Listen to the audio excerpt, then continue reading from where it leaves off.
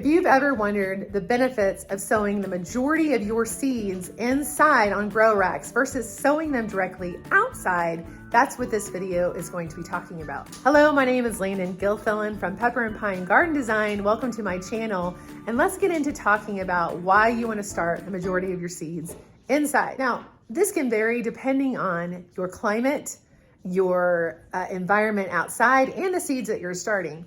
Here in Southwest Michigan, I am finding that starting the majority of my plants inside is giving me much better germination rates, better plant growth, and therefore extending my season, my very short season up here, by starting them at least a month ahead of time. Now, this may seem like common knowledge, but I'm specifically talking about germination and starting your plants inside, giving them the germination temperatures that most seeds prefer. Whether they're cool season plants, warm season plants, or hot season plants, most seeds prefer to germinate in temperatures around 60 to 65 degrees Fahrenheit. And we'll get more on that point in a second. The other thing I'm talking about are starting seeds inside that are generally recommended to sow directly in the ground. Those are things like cucurbits, such as cucumbers, watermelon, cantaloupe, winter squash, summer squash, and gourds. Legumes such as peas and beans, and things like beets, radishes, turnips, and even celeriac. These are all things that are generally recommended to start or sow directly in the ground. However, I have actually started all of these things, including corn, that was the other one I forgot, inside, and here's why. So as I mentioned a second ago, the majority of seeds prefer to germinate in warmer temperatures. If they don't have those warmer temperatures that they prefer, such as 60 to 65 degrees Fahrenheit, their germination will either be slower or they'll go into a dormant state and not germinate at all. Now, even if you are past your first frost date, your ground temperatures could actually be cooler than those seeds prefer. So again, here in Southwest Michigan, we don't generally pass our last frost date till around May 5th to May 15th, which is right about where we are right now. However, the soil temperatures are still well below what these seeds prefer. So if I were to go out and directly sow these plants outside, they would eventually germinate and grow, but their rate of germination is going to be much slower and they may not germinate at all.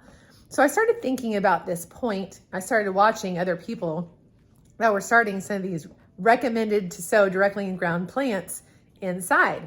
And what I've realized is you can give your plants a much better, stronger start by germinating them inside on heat mats. I have them on heat mats to make sure that they have that temperature and get a much better, healthier plant and way higher rates of germination depending on how old your seeds are. But I have a mixture of seeds that I bought this year, seeds that I bought last year, and seeds that I bought probably almost 3 years ago. And my germination rates for all of these plants have been like far surpassed what I've had in the past of starting them directly in the soil. The other thing that occurred to me is how many times I have planted some of these plants, these warm loving plants in particular, but also cool season plants directly in the ground and waited and waited and waited for them to germinate. And I wasn't really thinking about the fact that that's not their preferred temperature for germination, which is why it's slower or not happening at all. Last year, I could not grow cucumbers for the life of me, and I've come to decide it was because the ground was not warm enough. And there may have been some other factors there too, but I have started a ton of cucumber plants inside and they look far better than they looked growing them directly in the soil outside. Now, the other question you might have is, but I thought these plants, or a lot of these plants that I've mentioned, don't prefer to be transplanted, that their growth may be stunted or they may die if you transplant them from a seed cell or a modular cell into the soil. And that is true to some degree.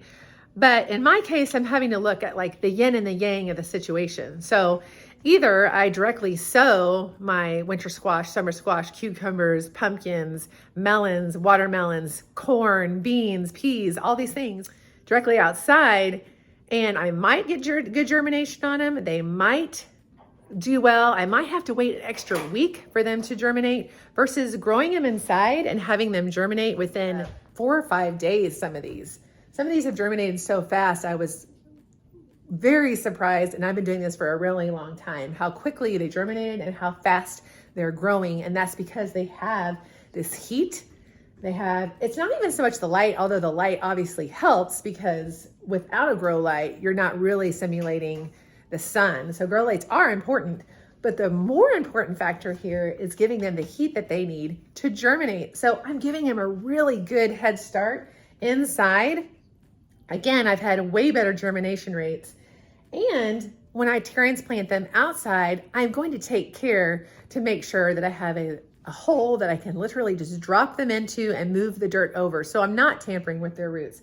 I've made sure that I've sowed them in larger cells where I'm not having to transplant them more than once out of their cell. They literally can grow in here, and I can put them directly into the ground outside. And I really believe, and I'll let you know in future videos, that I'm going to have way more success with these plants having started them inside and then 3 weeks later transplanting them outside. Now that's kind of the other key factor here, is these plants that I've mentioned grow really quickly. Beans, peas, all the members of the cucurbit family, those plants grow really quickly, as do radishes and beets and some turnips.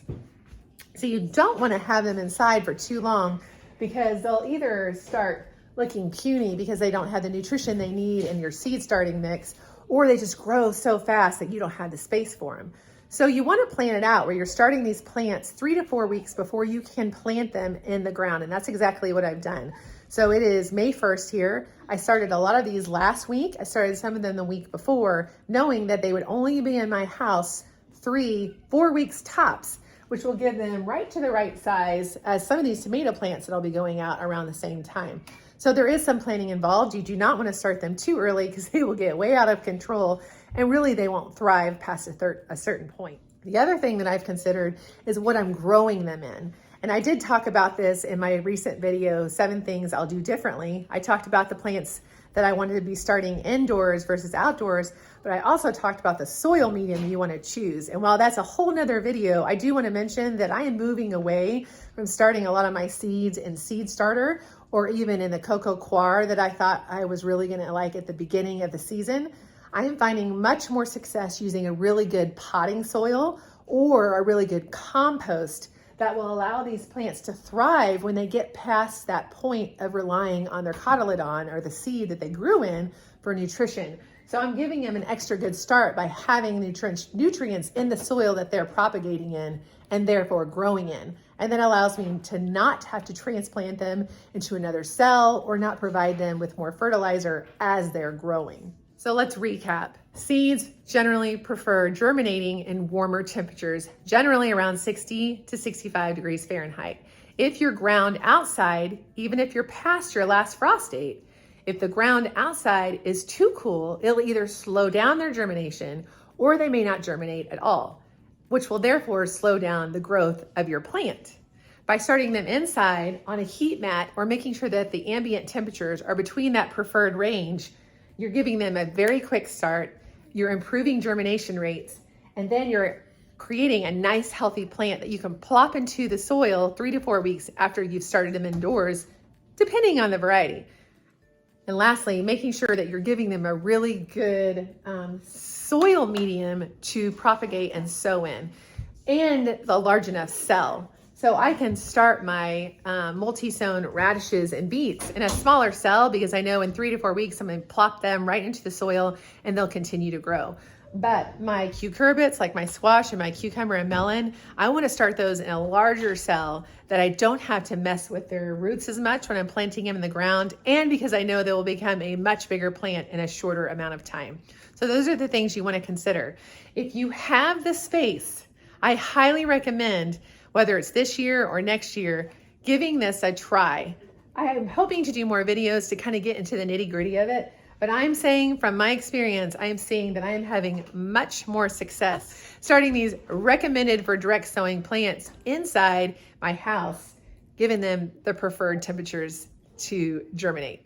I hope that's helpful. I hope that it kind of opens your eyes to how you can push the limits a little bit in your plants, how you don't always have to go by the recommended advice.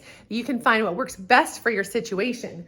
The other thing I should mention is, since my growing season here in Southwest Michigan is a lot shorter, I'm giving these plants a whole month's head start inside, which is going to help me have a healthier, hopefully more mature plant at the end of the season. So they have a healthy start. They're getting a whole month worth of growth before I even put them out in the soil. And by the time I put them out in the soil, despite the temperature of the soil, since they've already germinated, they're not going to slow down. It's not going to slow down their growth once they're in the ground outside. So again, my name is Landon Gilfillan here at Pepper and Pine Garden Design, growing gardeners and their gardens. If this video has been helpful to you, or if you think it would be helpful to someone else, be sure and subscribe below or share the video. I would really appreciate it. And we'll see you in the next video.